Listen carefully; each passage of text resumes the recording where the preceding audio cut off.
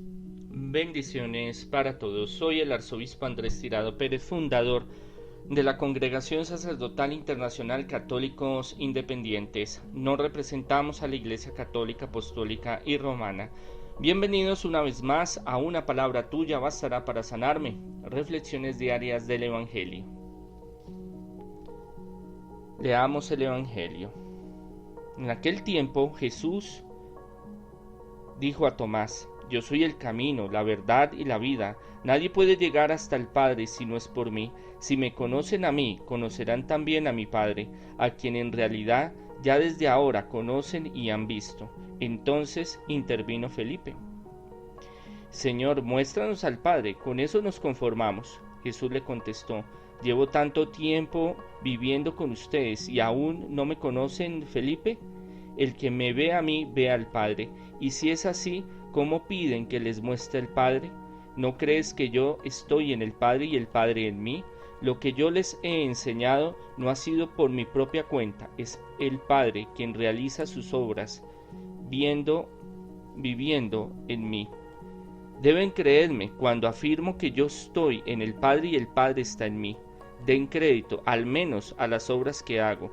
Les aseguro que el que cree en mí hará también lo que yo hago e incluso cosas mayores, porque yo me voy al Padre y todo lo que pidan en mi nombre se les concederá a ustedes, para que en el Hijo se manifieste la gloria del Padre. Lo que pidan en mi nombre yo se los concederé. Es palabra del Señor. Gloria a ti, Señor Jesús. Por medio de este Evangelio se han perdonado nuestros pecados. Amén. Recordamos que el proceso de los apóstoles es un proceso en el cual, cuando llega Jesús, ellos ya vienen de un proceso, cada uno viene de un proceso espiritual, pero algunos ya venían de un proceso con Juan el Bautista. Y Tomás y Felipe eran como los más incrédulos, podríamos llamarlo, los más dudosos, escépticos de quién era Jesús como tal, porque esperaban a un Mesías muy diferente. Eso lo hemos hablado muchas veces: un Mesías davínico, un Mesías guerrillero, un Mesías de poder, un Mesías que le iba a regresar el oro, la plata, la grandeza a Israel. Cuando pasa el tiempo y ya se acerca el momento definitivo en Israel, en Jerusalén, cuando Él tendrá que dar su vida para salvarnos, que se cuestionan mucho realmente quién es Él. Se cuestionan mucho qué es lo que va a suceder, porque nada de lo que ellos esperaban está sucediendo. ¿De qué era lo que ellos esperaban? Pues una revolución. En pocas palabras, se habla de que ellos pertenecían a alguna organización clandestina, guerrillera, por si lo queremos llamar de esa forma, o mejor el término es revolucionaria, aunque en ese momento no existían los celotes. Los celotes fue algo que se desarrolló años después, décadas después, pero sí, en todas las épocas el pueblo judío ha habido personas que han buscado el camino bélico, el camino de revolución, como una forma de salvarse y salvar al pueblo de Israel. Entonces hay esta confrontación que la escribe Juan sobre quién es Jesús y qué está haciendo. Y ellos pues obviamente escuchan a Jesús, y aunque han estado y han vivido y han experimentado todas sus enseñanzas, todos sus milagros, sus prodigios, todavía les queda la duda, porque ellos todavía no saben a ciencia cierta si realmente es el Mesías, porque sí da las señales y los prodigios que estaban presupuestados en el Antiguo Testamento, pero lo que ellos esperan, que es la acción, que es la guerra, que es el tomarnos el poder, no se ve por ningún lado. Entonces se cuestionan, y por eso Jesús examina sus corazones, su pensamiento, y se da cuenta que lo que ellos piensan a veces no es lo que debería de ser. Entra en su mente el enemigo y hace de que duden de la divinidad de Jesús, hacen de que duden de que es el Mesías, hacen de que duden de lo que está haciendo, Por eso es que se desarrolla todo este discurso donde les aclara quién es Él, por qué hace las cosas. No las hace por capricho, porque le dio la gana, no. Él viene trazado un plan divino del Padre, que Él se somete, él se humilla, aunque la traducción de humillar en el griego es se vacía, o sea, se da todo a la humanidad en todos los aspectos del ser para salvarnos, con la autoridad y con el permiso y la autoridad y el poder del Padre, porque están en una sintonía y una concordancia y una unión plena, totalmente con el Padre. Entonces Jesús vuelve y les dice, bueno, por lo menos crean en lo que yo he hecho. Si no me quieren creer, no me crean, porque igual Dios ni Jesús van a dejar de ser, el Padre, el Hijo no van a dejar de ser quienes son, crea o no crea. Pero por lo menos mire, analice, les está llamando a un análisis filosófico, a un teológico, para que ellos miren las señales que hay, las interpreten y se den cuenta qué es lo que están haciendo. Están andando con Él, el mismo Jesús les dice, ustedes están andando conmigo todo el tiempo, comen del mismo plato que yo como, en la misma mesa, ven lo que yo hago, ven lo extraordinario que el Señor hace, y ustedes sin embargo me preguntan y piden señales y quieren saber si realmente soy el Mesías o el Salvador o el Señor, siendo lo que yo ya se lo demostré con hechos. Hay algo maravilloso en que Jesús y en el cristianismo, que los que verdaderamente buscamos al Señor, los que verdaderamente vivimos el Evangelio, lo desarrollamos en nuestra vida. Eso no quiere decir de que seamos perfectos, porque no.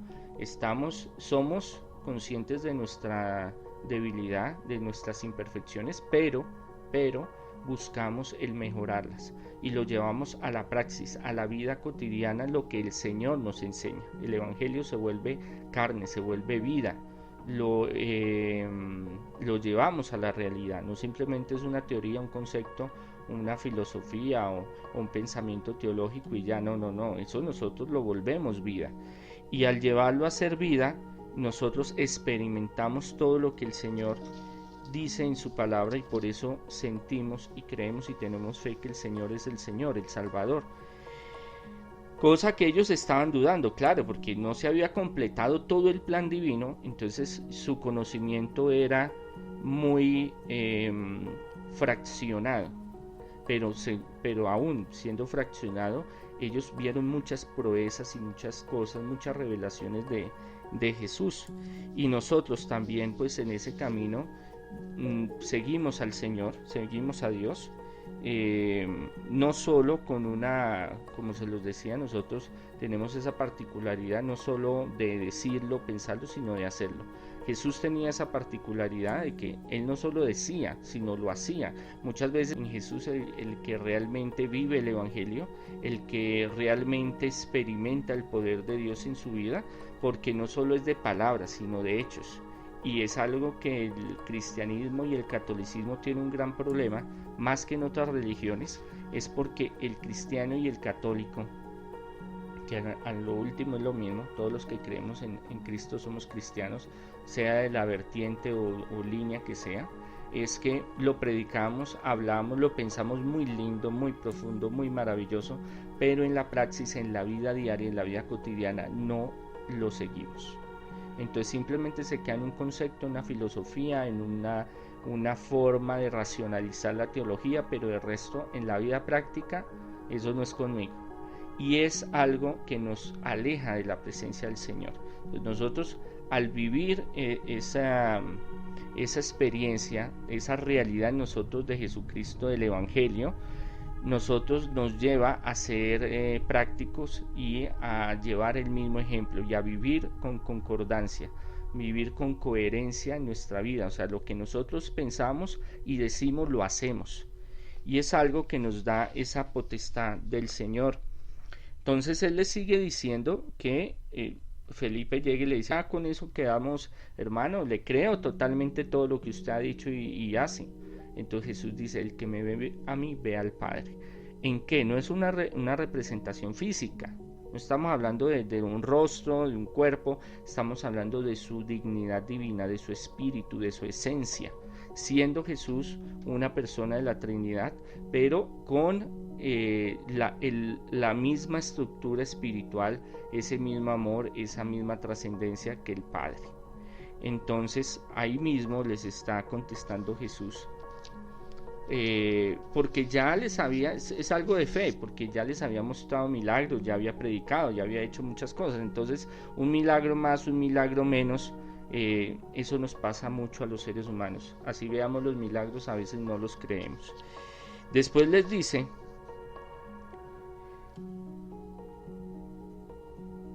deben creer cuando afirmo que yo estoy en el Padre y el Padre está en mí. Den crédito al menos a las obras que hago. Les aseguro que el que cree en mí hará todavía lo que yo hago, e incluso cosas mayores. Esa es una promesa que se ha cumplido y se sigue cumpliendo hasta el día de hoy. El cristianismo, cuando inició y empezó a coger fuerza y llegaría a ser una de las potencias más grandes del mundo en términos de religión, de poder y economía, eso lo llegó a hacer. Y proezas que los apóstoles, los discípulos, y aún hoy en día, teniendo esa confianza en Jesús, creyendo en el poder de Él, porque eso es muy fundamental para que se logren estas bendiciones, se dan. He visto en muchísima gente milagros donde son científicamente inexplicables, en mi vida cotidiana también y en la vida de muchos. Entonces vemos cómo el poder activo de Dios sigue, el poder de Jesús sigue actuando, y ese mismo legado queda, pero queda con la máxima o la condición: den crédito al menos a las obras que hago. Les aseguro que el que crea en mí, creer en mí es creer en totalidad, en creer en su divinidad, en entregarse totalmente, en recibirlo en nuestra vida totalmente y llevarlo a esa praxis, a ese diario vivir. Eso es lo que Jesús quiere de nosotros, y ahí es cuando se abre esa puerta, esa unción divina para que se logren ciertas bendiciones. Porque yo me voy al Padre y todo lo que pidan en mi nombre se lo concederé a ustedes. Porque yo me voy al Padre y todo lo que pidan en mi nombre se lo concederé a ustedes.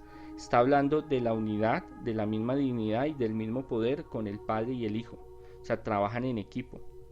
Y lo que pidamos, pero ¿cómo lo debemos de pedir? Con esa certeza, esa seguridad de que Él es el Señor y que todo lo puede hacer. Si es la voluntad del Señor, si conviene para nuestro bien espiritual y material, se va a dar. Si no, se va a dar de otra forma, o habrá otra forma de solucionarlo. Para que en el Hijo se manifieste la gloria del Padre. Lo que pidan en mi nombre, yo se los concederé. El nombre es el único que podría ejercer esa unidad con el Padre y esos milagros, es el Hijo, por encargo del Padre. Entonces es algo que nosotros debemos de tener muy en cuenta, y en nuestra oración siempre debemos de pedirle en el nombre de Jesús, porque el nombre de Jesús es el nombre de Dios, está con el Padre, o sea que la misma gloria que se le da al Padre se le da al Hijo y se le da al Espíritu Santo, y es el mismo poder compartido de los tres. Por ende, lo que nosotros le pidamos al Padre es en el nombre de Jesús, es porque le estamos pidiendo al Padre, pero aparte de eso, en Jesús, en su Hijo amado, en su misericordia y por su sacrificio, por lo que Él hizo para darnos la vida eterna, tiene mucho mérito ante el Padre, porque no estamos pidiendo a nombre de fulano, de sutano o perencejo mi nombre, sino el nombre de Jesús, el nombre de su Hijo amado, que dio su vida para salvarnos. Siempre en la oración debemos de pedirle al Señor, siempre debemos utilizar la forma con fe, no, es que lo digo por sí, el nombre de Jesús, sí, el nombre de Jesús, no, hay que decirlo con esa seguridad, con convicción de mente, cuerpo, espíritu, para que esa oración, esa frase, esa petición llegue a los pies de Jesús, llegue a los pies del Padre y se conceda. ¿Qué está diciendo? Que todo lo que pidamos en su nombre nos lo va a conceder, pero con condición, a condición, que es con esa fe y esa seguridad, y de seguir el camino espiritual y realmente vivir esa espiritualidad. Ahora, si hay algo que no se da, Dios no es un Dios como el, el, ¿cómo es que se llama? Está el de la lámpara de Aladino, el genio de la lámpara de Aladino, que uno es frotar la lámpara y aparece el Señor y yo le digo, mire, necesito casa, carro y beca y me lo va a dar. No, las cosas de Dios no funcionan así, pero sí hay que tener una primicia de caminar en los caminos de Dios, creer en Dios, creer en Jesús. Si creemos en Jesús, es vivir, no es solo de decir yo creo, sino es de experimentarlo. Y si pedimos con fe, y si es para el bien espiritual y material, si es para el bien de nosotros mismos, se va a dar esa bendición. Yo soy testigo de que Dios hace milagros. Dios me ha realizado a mí, a mi familia, muchos milagros. Cada día me hace milagros, mmm, común y corrientes, que a veces pensamos que no son milagros, pero son milagros: el respirar, el ver, el oír, el vivir. Es los milagros más extraordinarios. Y mírenlo ahorita en la pandemia, cuánta gente no se ha muerto, y se muere todos los días de muchas causas. Y también a muchísima gente que he visto que Dios ha realizado miles de milagros extraordinarios. Ahora, o milagros poderosos, si lo quieren llamar así. Ahora, el milagro tiene una condición. No es solo de fe y no es solo de pedir con seguridad, sino si a los criterios de Dios aplica. Porque si es algo que no nos conviene, que no es para nosotros, nuestro bien, el Señor sabe cómo hace sus cosas, que a veces no la entendamos o de otra forma se solucionen. A veces nuestra solución a veces es decir, yo quiero que me llegue 100,000 pesos para pagar este servicio, pero lo que Dios quiere es que usted consiga un buen trabajo que no solo le dé 100,000 pesos, por ejemplo. Entonces, a veces la voluntad de Dios es mucho más amplia y mucho más grande de lo que nosotros pensamos. Nosotros en el momento del problema nos enfocamos en el problema, nos ahogamos en el vaso de agua y no vemos que Dios es muy poderoso y que Él abre caminos en muchos lugares y de muchas formas para que salgamos adelante. La reflexión del día, la palabra para que reflexionemos: ¿creemos totalmente en el poder de Dios? ¿Utilizamos en el nombre de Jesús en nuestra oración? ¿Creemos, vivimos, experimentamos las enseñanzas de Jesús? ¿Creemos que es el Señor, el Salvador? Es importante, porque a veces quedan dudas en nuestro ser, así como Tomás y Felipe dudaban. Nosotros a veces tenemos dudas, y eso hace de que nuestra fuerza espiritual, nuestra fe, nuestra oración carezca de ese poder, de esa seguridad y de esa petición al Señor.